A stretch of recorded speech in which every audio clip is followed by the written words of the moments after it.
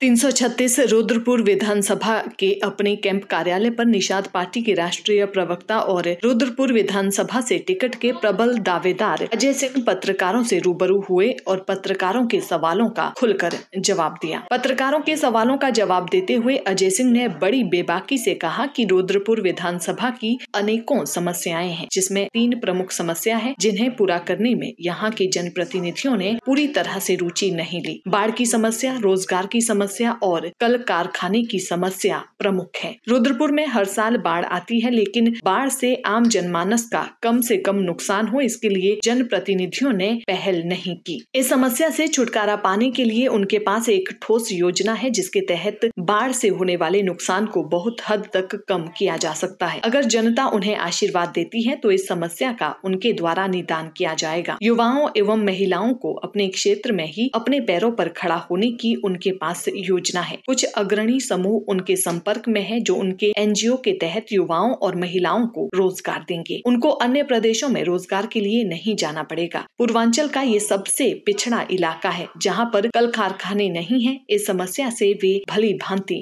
वाकिफ है। देश के कुछ ऐसे समूह और कंपनियां हैं जो उनके संपर्क में है, जो रुद्रपुर विधानसभा में कल कारखाने लगाने को तैयार है। जिस विधानसभा से आप तैयारी कर रहे हैं रुद्रपुर से, यहाँ पे गरीब लोगों की संख्या ज्यादा है और यहाँ रोजगार के अवसर कम है। अगर आप जीतते हैं तो यहाँ से रोजगार का अवसर क्या क्या? ये बिल्कुल मेरे मन की बात आपने कही और मैं इस प्रश्न का जवाब देने में अपने को बहुत गौरवान्वित महसूस कर रहा हूँ।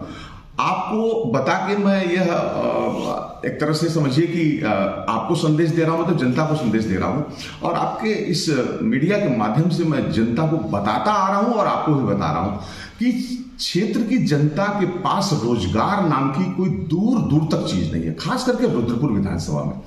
यह बात मैं लोगों को भी बताता आ रहा हूं कि हमारे जो कार्यक्षेत्र है, जिस कार्यक्षेत्र से मैं अपने को महसूस करता हूं बताने में कि उसमें हमको खुशी होगी कि वह कार्यक्षेत्र है विभिन्न एनजीओ के माध्यम से कॉर्पोरेट सोशल रिस्पॉन्सिबिलिटीज की जो फंड्स आते हैं उन एनजीओज में आते हैं और उस एनजीओज में देश के अग्रणी समूह हमारे पास हैं, जिसमें से जिंदल समूह भी है, जिसमें से टाटा की किर्लोस्कर भी है। ऐसी बहुत सारी कंपनियां हैं जो सीएसआर के तहत वो एनजीओज को फंड करती है।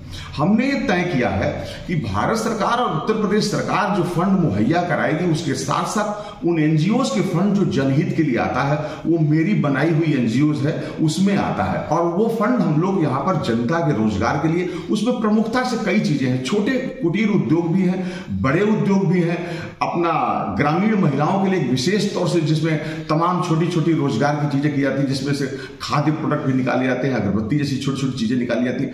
ये लागू करने के लिए हम लोगों ने एक लिस्ट बनाया है। उस लिस्ट में 16 पूरे एजेंडे में है।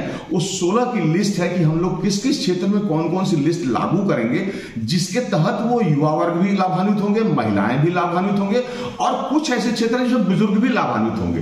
तो वो हम लोग के एजेंडे में है कि वो रोजगार से वो लोग जो है परिपूर्ण हो जाएंगे और फिर उनका ये दुख दूर हो जाएगा कि उनके घर का कोई रोजगार भी नहीं है।